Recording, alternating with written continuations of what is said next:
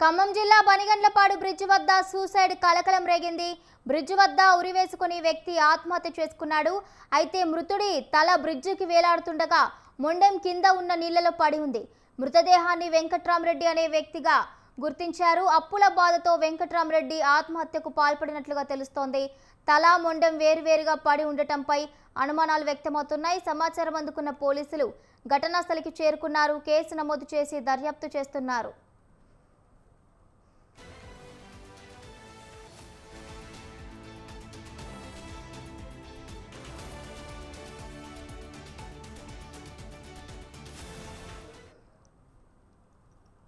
తలకాయ